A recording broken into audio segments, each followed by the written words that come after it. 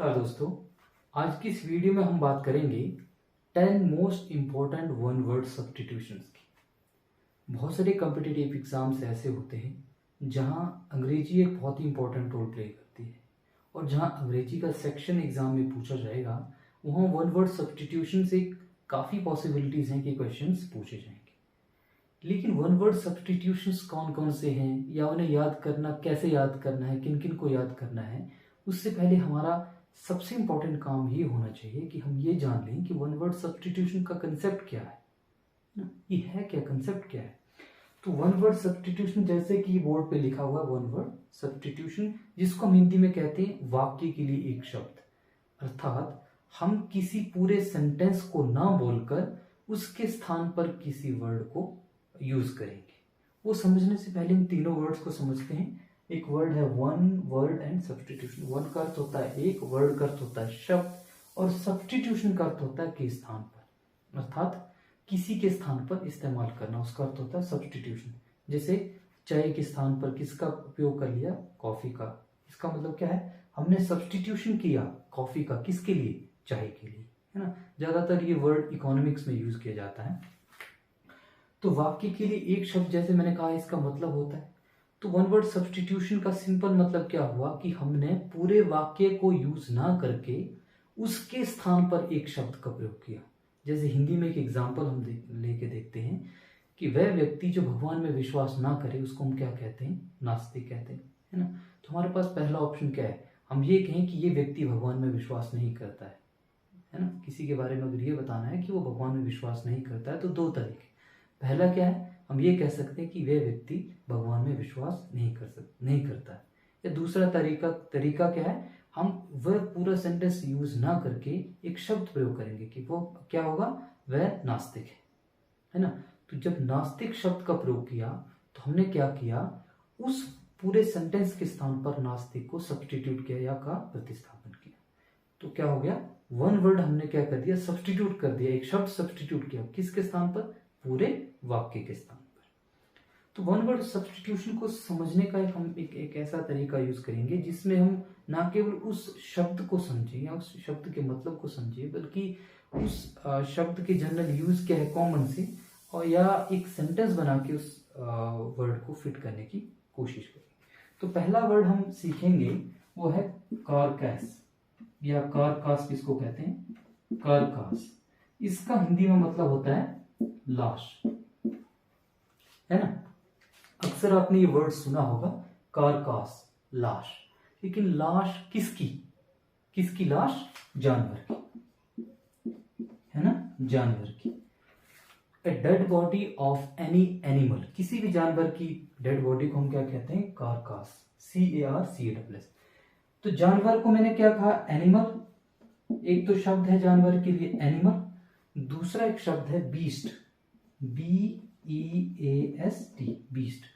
तो dead body of an animal या dead body of a beast is known as carcass, यानी कि लाश।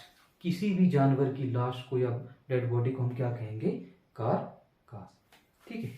अब दूसरा वर्ड जो हम समझेंगे वो इसी से रिलेटेड है, और जिसको लेकर के अक्सर लोगों में कंफ्यूजन होती है।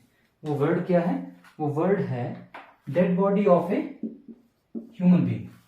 अब जब जानवर की डेड बॉडी को हम कारकास कहते हैं, इसका मतलब क्या हुआ कि किसी ह्यूमन बीइंग की डेड बॉडी को हम कुछ और कहेंगे। तो ह्यूमन की डेड बॉडी को हिंदी में तो हम क्या कहते हैं, लाश या शव। लेकिन अंग्रेजी में इसके लिए एक अलग सा स्पेसिफिक वर्ड है, वो क्या है, कॉर्पस, CORPS, कॉर्पस।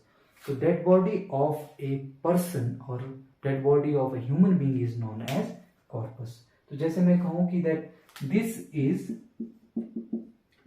ए कॉर्पस, है ना, दिस इज ए कॉर्पस। तो मैंने क्या किया, एक सेंटेंस ये यूज किया।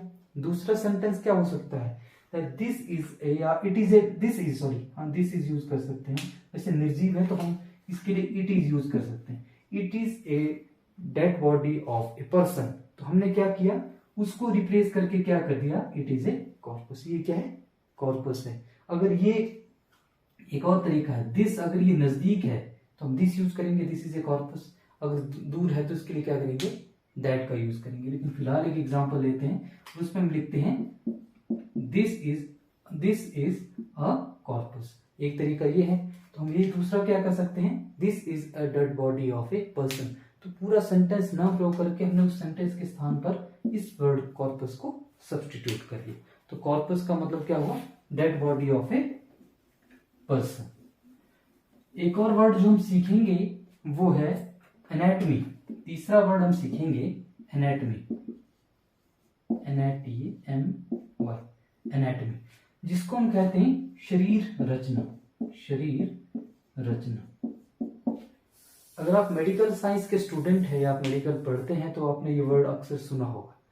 एनाटमी एक ऐसा साइंस जो हमारे बॉडी स्ट्रक्चर के बारे में बताए, या जब हम किसी ह्यूमन की बॉडी के स्ट्रक्चर के बारे में पढ़ते हैं तो हम क्या पढ़ते हैं, एनाटमी पढ़ते हैं। एक और वर्ड है जो मेडिकल फील्ड से, मेडिकल साइंस से है, वो है ऑटोप्सी। AUTOPSY, ऑटोप्सी यानी कि शव का परीक्षण करना। शव का परीक्षण करना। जब भी कोई व्यक्ति मर जाता है तो उस मरे हुए व्यक्ति के शव को हम क्या करते हैं, हॉस्पिटल ले जाते हैं। ठीक है, जब हॉस्पिटल ले जाते हैं तो आमतौर पर क्या करते हैं डॉक्टर, पोस्टमार्टम करते हैं। पोस्ट होता है बाद में, मॉर्टम मतलब मृत्यु के बाद। एक ऐसी एग्जामिनेशन जो मृत्यु के बाद होती है, पोस्टमार्टम। तो पोस्टमार्टम का ही एक सब सिनोनियम है ऑटोप्सी, है ना, जिसको हम सब परीक्षण करते हैं। तो अंग्रेजी में कैसे सेंटेंस बनेगा, हम बना सकते हैं an examination of a dead body. एक मृत शरीर है ह्यूमन बीइंग का, उस मृत शरीर का क्या किया, परीक्षण किया, उसको हम कहेंगे ऑटोप्सी, या इसको हम पोस्टमार्टम भी कहते हैं। और आम भाषा में हम पोस्टमार्टम ही कहते हैं, लेकिन इसके लिए एक शब्द ऑटोप्सी भी है। एक और वर्ड है कार्टोग्राफी। पांचवा वर्ड है कार्टोग्राफी, CARTOGRAPHY। कार्टोग्राफी को हिंदी में हम कहते हैं मानचित्र कला। अगर आप ज्योग्राफी के स्टूडेंट हैं then you might have heard about cartography. तो कार्टोग्राफी एक ऐसी कला है जिसके तहत, जिसको पढ़ के सीख के हम मानचित्र बनाना सीखते हैं। तो cartography is an art of making maps. तो मानचित्र बनाने की कला को क्या कहते हैं, कार्टोग्राफी। और इसके लिए जो शब्द यूज किया जाता है हिंदी में वो है मानचित्र कला। एक और वर्ड जो हम पढ़ेंगे वो है इन्फेंटिसाइड। CIDE, इन्फेंटिसाइड, जिसको हिंदी में हम कहते हैं शिशु हत्या। शिशु हत्या। जब कोई व्यक्ति किसी छोटे बच्चे की हत्या करता है, शिशु की हत्या करता है, तो उस हत्या को हम कहते हैं इन्फेंटिसाइड, क्योंकि इन्फेंट का मतलब होता है शिशु। एक वर्ड है इन्फेंट। इन्फेंट का मतलब होता है शिशु। तो जब कोई व्यक्ति किसी शिशु की हत्या करता है तो उस हत्या को हम कहेंगे इन्फेंटिसाइड। ठीक है, वैसे एक वर्ड होता है होमिसाइड, जिसको हम नर हत्या कहते हैं। यानी कोई व्यक्ति जब किसी मानव की हत्या करता है तो उसे हम कहते हैं होमिसाइड। एक और वर्ड हो गया होमिसाइड, HOMICIDE। हिंदी में इसको कहते हैं नर हत्या। नर हत्या। तो एक और वर्ड हम पढ़ेंगे वो है क्रीमेशन। Cremation, CREMATION,